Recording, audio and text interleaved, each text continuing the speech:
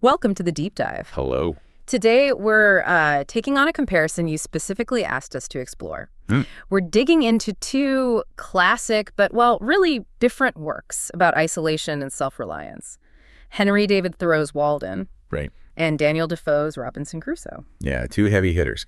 So you've given us the sources for this deep dive, these amazing books written centuries apart, actually. For centuries, yeah. And our goal really is to pull out the most powerful ideas from them. We want to see how their insights land and sometimes even, collide with the world we're all navigating right now here in 2025. Absolutely. We'll be looking at their really distinct takes on solitude, how they interact with nature, their views on economy, on learning. And how they shape stories. Exactly, and how profoundly they've shaped the kinds of stories we still tell about being alone and, well, figuring things out. Okay, so let's maybe set the stage a bit. We're talking Walden, 1854, mid-19th century, and Robinson Crusoe, way, way back, 1719. Wow, yeah. Both feature a single person, separating themselves from society as we know it. But their paths to getting there, their philosophies, couldn't be more different. And the timing for revisiting these feels particularly sharp now in 2025, right? How so? Well, just think about the whole post-pandemic reevaluation of work and life.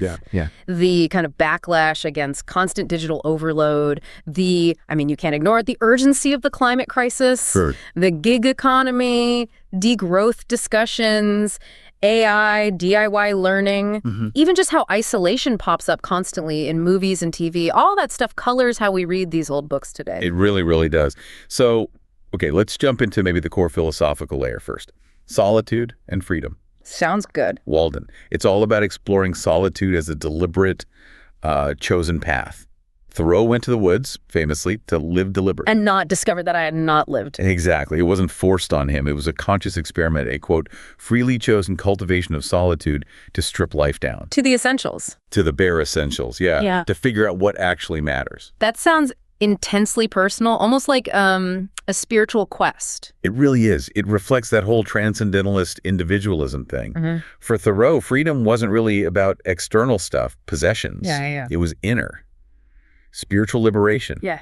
Found by shedding materialism, society's demands. All that noise. And it's fascinating how that connects. Even now, things like digital minimalism. Totally. Or even some of the drive behind the post-pandemic great resignation, people asking, hold on, what's really essential here? Yeah, that's a great point. And Cal Newport, he pointed out that Thoreau basically forces us to weigh the value of our actual existence against all the stuff we acquire. He called it a radical economic theory. Which feels incredibly relevant when you hear about people, say, downsizing careers just to get their time back. Definitely. Okay, so now pivot to Robinson Crusoe. Yeah. His solitude. Not a choice. Not at all. Brutally imposed. Shipwreck. And how does he describe it initially? Wasn't it just pure despair? Oh, absolutely. The anguish of my soul, feeling like a prisoner, locked up with the eternal bars and bolts of the ocean. Yeah, no spiritual quest there. Just terror. Exactly. But, the story isn't just the despair, is it? Crusoe adapts. He channels this incredible self-reliance combined with his Christian faith. Right. He finds a way. He transforms that desperation into purpose, building things, marking the days religiously, praying. He actually gets to a point where he wonders if he might be more happy in this forsaken, solitary condition than he was before. So it's a shift from forced survival to finding some kind of pragmatic purpose within that isolation. Precisely. His individualism is just so different from Thoreau's inner focus. It's pragmatic, it's utilitarian.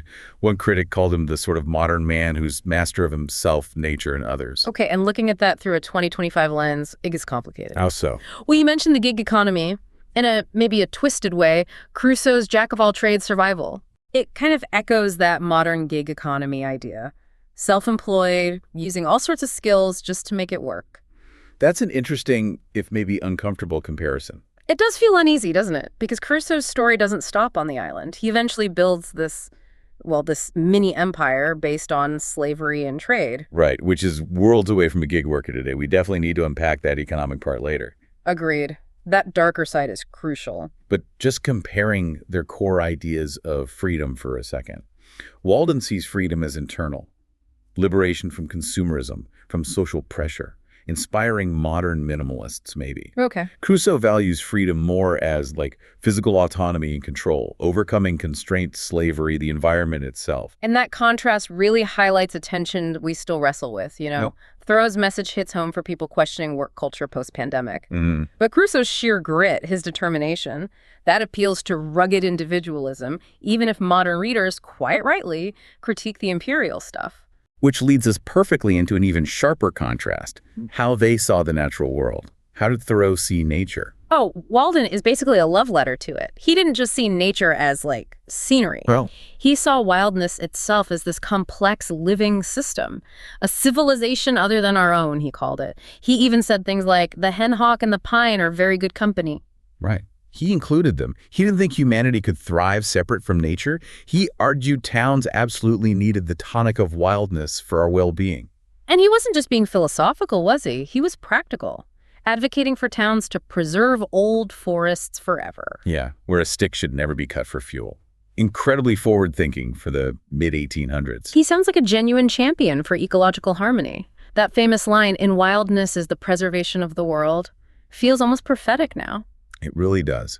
And today, he's hailed, rightly so, as a proto-ecologist, a foundational thinker for modern environmentalism and sustainability.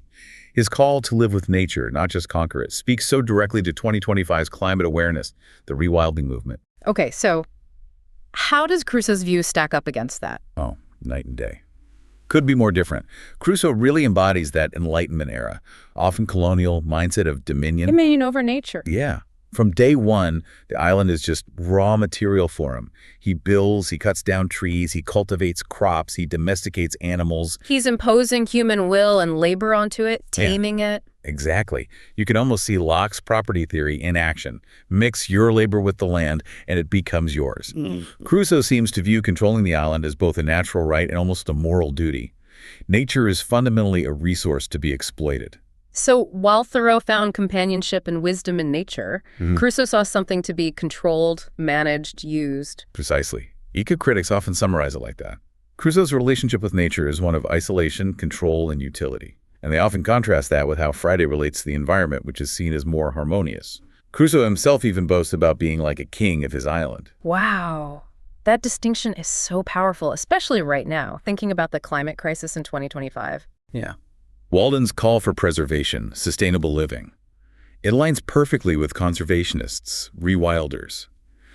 But Crusoe's approach, clearing land, fences, monoculture farming, it looks disturbingly like the kind of industrial exploitation driving climate change.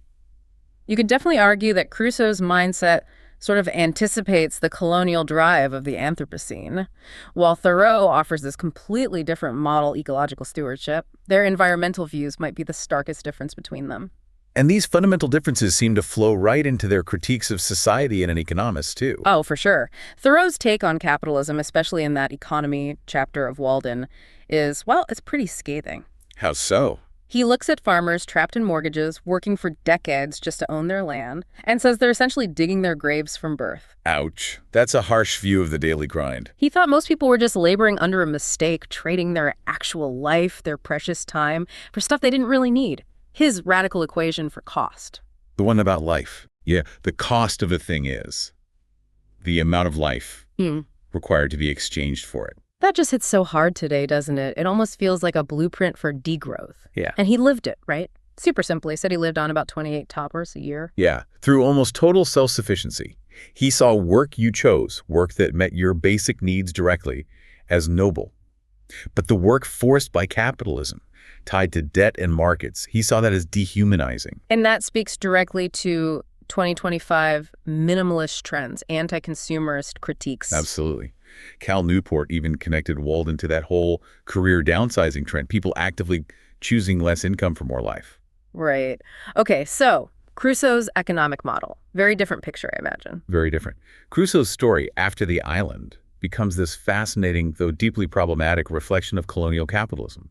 His real wealth, in the end. It doesn't come from his clever survival work on the island. No. Where does it come from? It comes from getting back into the world and building up capital through plantations and the slave trade in Brazil. Ah, So the self-reliance part leads him right back into a system based on exploitation once he's reintegrated. Exactly. Some Marxist interpretations actually use Crusoe as a sort of textbook example of primitive accumulation, how early capital was gathered, often through force and dispossession. Right. On the island, he imposes discipline on himself, sure, but later he sets up this clear paternalistic hierarchy with Friday. And it's really telling that the book, Robinson Crusoe, was historically used in British schools to basically promote enterprise and empire. Praising his ingenuity as part of building the British Empire. Precisely. The novel itself, maybe unintentionally, ends up revealing that the foundation of his fortune was colonial exploitation, not just island ingenuity. This comparison really unpacks some complex stuff relevant to 2025, doesn't it? The gig economy's nature, global inequality, the whole degrowth debate. Crusoe's island self-reliance might look a bit like a modern gig worker's hustle. Superficially, maybe. But his story is tangled up with empire, with exploitation. It highlights those global inequalities, too. Crusoe, the European, just assumes dominance over land, over non-Europeans like Friday. Whereas Thoreau's critique points more towards degrowth, maybe, suggesting well-being comes from shared resources like village forests and just living simply, based on actual needs. Walden's core argument seems to be that happiness isn't wealth accumulation, it's simplifying needs. Exactly.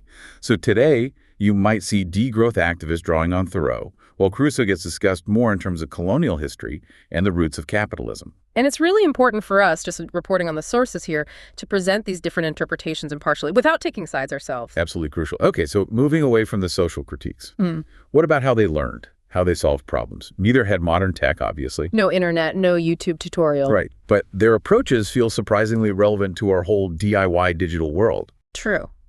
Thoreau built his own cabin, figured out farming, butter making, kept detailed journals, read constantly. He was the ultimate analog self-learner out there in the woods. And Crusoe. Thrown into this impossible situation, he becomes like a one-man R&D department.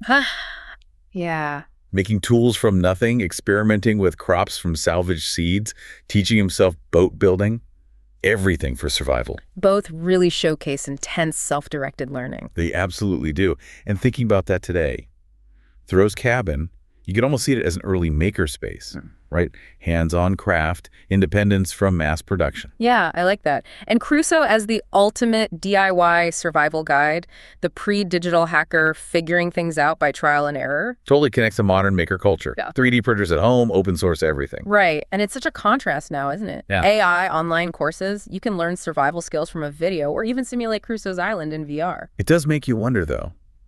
What skills might atrophy if everything is instantly searchable or simulated? That feels like the enduring lesson, maybe. Both Walden and Crusoe, in their very different ways, remind us that real problem solving, truly understanding something, it often takes patient observation, reflection, hands-on trying. Skills algorithms just can't replicate.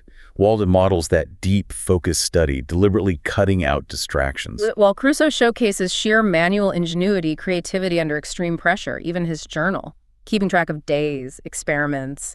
It's like an early quantified self, just without the apps. Exactly, without the screen time. Okay, finally, let's just touch on their huge cultural and literary influence. They both basically launched entire genres that are still going strong. Crusoe first. He's the father of the castaway story, right? Absolutely. The whole genre is often called Robinsonades. He fundamentally shaped how the West thinks about isolation, resilience under pressure, humans versus nature. Thinkers like Rousseau praised the book. For natural education. Right. And then countless adventure stories, survival tales, Lost, Castaway. They all owe a huge debt to Defoe. So the wilderness becomes this stage for transformation, but also sometimes justification for domination. Exactly. Crusoe's name itself is just shorthand for resourcefulness. But importantly, 21st century takes often grapple with that imperial side. Michel Tournier's Friday flips the whole perspective. Right. And modern scholars rightly focus on Friday, on the racism, the colonial assumptions in the original. We mentioned how Victorians used it to promote empire building. Okay, and Walden's influence. Different vibe, but just as big. Different, yeah, but massive. It's a cornerstone for nature writing and environmental activism. Think John Muir, Rachel Carson, Aldo Leopold. They're in that lineage. It's often cited as helping to kindle the modern green movement. And culturally, it feels very current. Hugely. The tiny house movement, minimalism, intentional communities, the whole slow living thing online, they all echo Walden. That minimalism documentary leans heavily on Thoreau. Right. And films like Into the Wild, even if tragic, directly reference his ideas. His focus on simplicity, ecological awareness, even civil disobedience from his other work. It all feels incredibly tuned in to climate and social justice debates in 2025. Both books tap into that enduring trope, don't they? One person facing huge challenges. Still powerful in stories today, post-apocalyptic survivors, nature docs. Totally. Walden's influence might be subtler, nature's spiritual side, its redemptive power. Crusoe's is more overt, the stranded hero figuring it out. And these basic patterns have gone global now. Bollywood, anime, everywhere. But the core often traces back to this ideology of isolation and resilience that these two books helped establish. Yeah, you could maybe sum it up. Thoreau gave us the hermit philosopher model, self-reliance through chosen solitude, harmony with nature. Okay. Crusoe gave us the shipwreck survivor, rugged independence, mastering the environment, for better or worse. Both still shape how our stories explore what it means to be alone. Wow. It's been quite a journey for this deep dive, hasn't it? From the quiet woods of Walden Pond to Crusoe's rather busy island, comparing these two really different ways of living alone and looking at society. Yeah, and their ideas, freedom, nature, economics, learning, resilience. Yeah. They still echo, sometimes clashing, sometimes aligning with the questions we're asking right now. So here's something maybe for you to sit with as you navigate your own choices day to day, thinking about the huge contrast between Thoreau's deliberate withdrawal to simplify life and Crusoe's imposed isolation that led towards, well, dominion and control. Which of those perspectives feels more relevant or maybe offers more insight for the kinds of challenges and choices you face here in 2025?